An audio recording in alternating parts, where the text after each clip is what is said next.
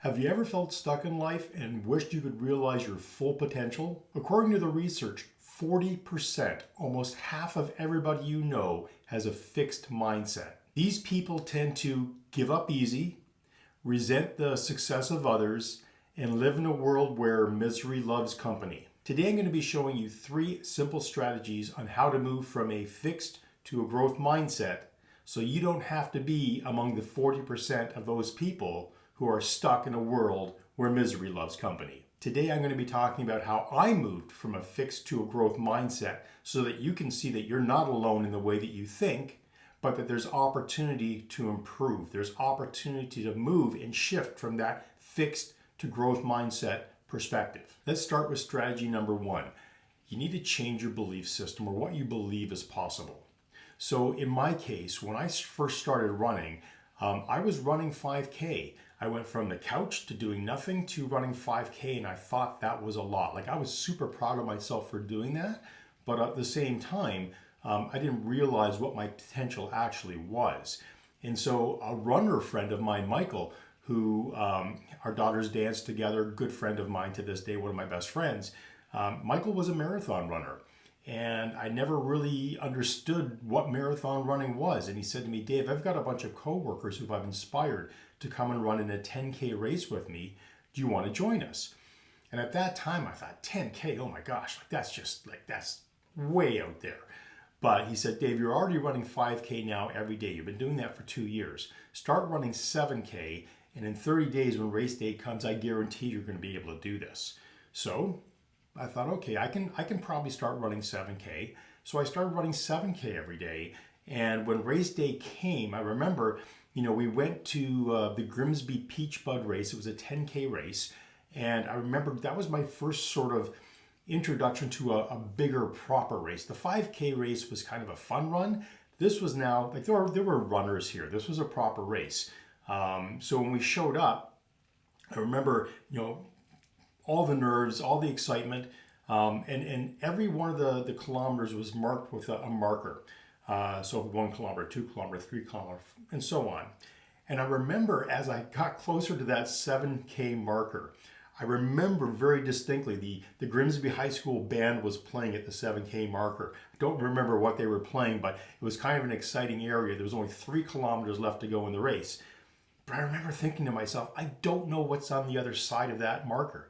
I've never run farther than 7 kilometers in my life. Am I going to die? I don't know what's going to happen. But sure enough, I pushed through that 7K, ran right through the 10K, and realized, holy smokes, that wasn't hard at all. That was actually quite easy. And I remember saying to Michael, okay, let's go. We did this thing. And he said, nope, Dave, we can't leave yet. This is what do you mean? He says, well, there's a whole bunch of people that need to be cheered in yet. These are the people who are struggling the most, and they need to feel like they're part of this community.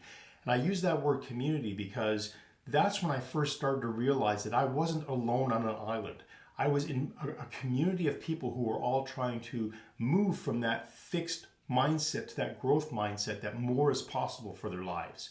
That was a really, really important moment in my journey. And then that happened again when I built myself up to running, half marathons. And I was out running, anywhere from 10 to 15 to 20 kilometers almost every day. And I bumped into an Ironman triathlete. And I said to him, hey man, have you really done that Ironman thing? Because he was wearing this like ratty old Ironman t-shirt. And he said, yeah, I have. I've done it 3 times. And he said, if you ever aspire to do this, I'm going to tell you something. Your belief system is going to have to change. Every time you go one step further in your training than you've ever gone before, you're going to have to believe that more is possible. And it's that analogy of running further, traveling further, pushing your body further than you ever thought possible. That is where you start moving from a fixed mindset to a growth mindset. Because earlier in my life, my fixed mindset said, doing things like triathlon, that's for like real athletes. That's for Olympic people. That's for somebody else, definitely not me. But then when you get thrown into the journey, the experience, and you start to experience more, your belief system starts to change. And you turn around and go, holy smokes, did I actually just do that? And you get filled with this joy and this potential. So that's, the first part of believing that things are possible, believing that more is possible for your life. All you have to do is allow yourself to take that next step, to go a little bit further than you've ever gone before, and then continually sort of build on that. Whether you're trying to run a marathon or do some sort of physical feat, or maybe you're trying to learn a new skill. It doesn't matter what you're doing. Like for me, language, I would love to learn a new language, but I have a fixed mindset about what I believe is possible for me. And a big part of that is I don't want to put in the work to learn a new language because I feel like it's going to be hard, even though I know that's my fixed mindset, creeping in again. And if I really actually want to be able to grow as a human being, and I like the idea of as I travel, as I get older, learning the language of the country that I'm going to visit. That's moving from a fixed mindset saying I can't to how can I, and find a way to improve, to learn. And that takes me to my second point. We need to be able to see challenges as opportunities, because challenges are simply that. They're problems to be solved. Just like, I see learning a new language a challenge. It's a problem that needs to be solved. And there are many tools out there that can help me solve that problem. I just simply have to allow myself to go that one step farther. Maybe invest that 10 minutes every day that I need to start developing the skills to develop a new language. When I think about the idea of seeing a challenge as an opportunity, I think of when I ran my first Ironman, and then decided that I was going to try and qualify for the World Championships in my next Ironman 2 years later. That was in Cozumel, Mexico. And as I was going through that training, I said to myself, how am I going to shave 2.5 hours off of my time? I don't have more time to train. How can I move from 14 hours to 10.5 hours, right? That was almost 3.5 hours off of my original time. How was I going to do that? I didn't say I can't do that because. I said, how can I? And just that simple shift of moving from I can't to how can I, immediately it starts to position your brain to start asking questions like, well, how can I do this? And in my case, I said, well, I can spend a lot of time training in the water, but I'm only in the water for a short period of time. So it doesn't make a lot of sense to invest time there. But I can train smarter for the bike because I'm going to spend anywhere from 8 to 6 hours on the bike. And I can move that 8 hours to 6 hours if I train smarter, if I incorporate weight training and get my legs stronger to be able to push through and get my aerobic capacity up a little bit higher. And then I looked at, my run and thought to myself, well, if I'm training my legs to be stronger for the bike, I can also be training them to be stronger for the run. And in doing that, in that simple mind shift change, where I went from how I can't because I don't have more time to train to how can I train smarter and get to that 10.5 hours, I actually, went out and trained accordingly and got to very close to my goal time. That's another story for another video. And that takes me to point number 3, always be learning. So in my case, I look at this from a professional perspective and I look at this from a personal perspective. Every time I see a challenge in front of me, I ask myself, how can I learn from what I'm going through? It's only a mistake, it's only a failure if you fail to learn. So, throughout my career, I've had many different business opportunities. Some have paid off well, others have not. And one of the things I always hear from the other people in my life is, well, haven't you tried that before? Didn't you do that and it failed? And my immediate response is always, I tried that, I learned this, so now I've got to try it again with the lessons that I've learned to see if I can be more successful. It's exactly like this YouTube channel. I've tried creating videos on YouTube. Some of them have failed and some of them have succeeded.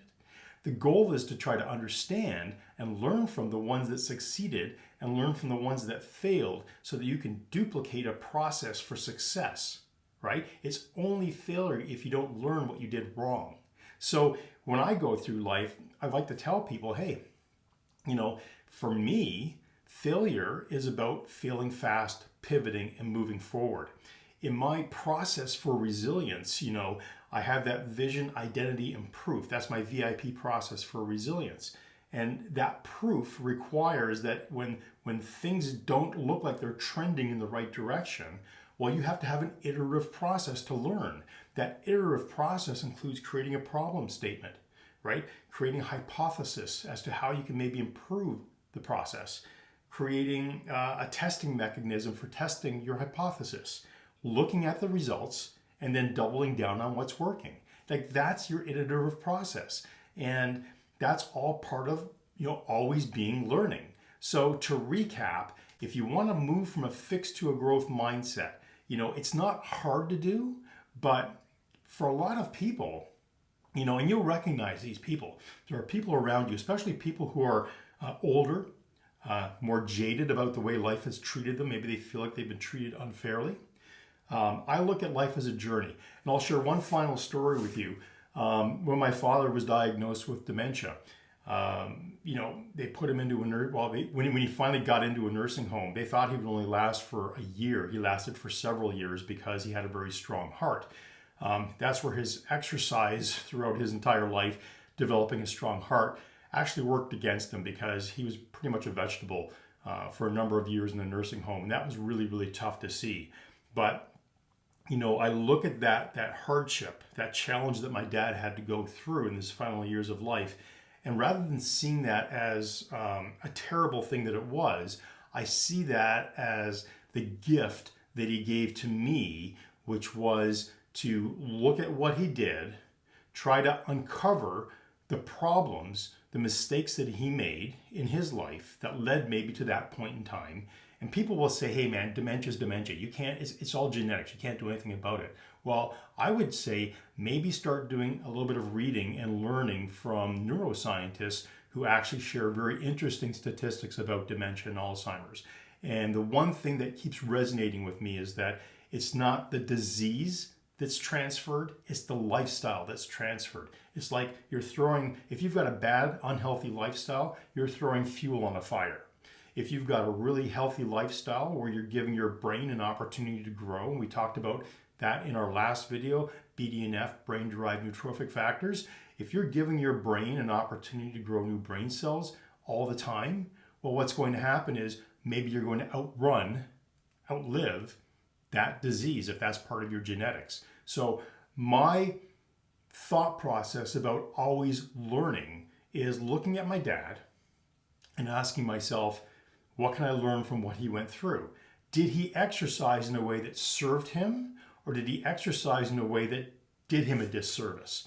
He had a strong heart, but his mind wasn't working properly. That did him a disservice. If he had exercised in a way that maybe he was growing new brain cells, maybe, just maybe, he would have had a different outcome.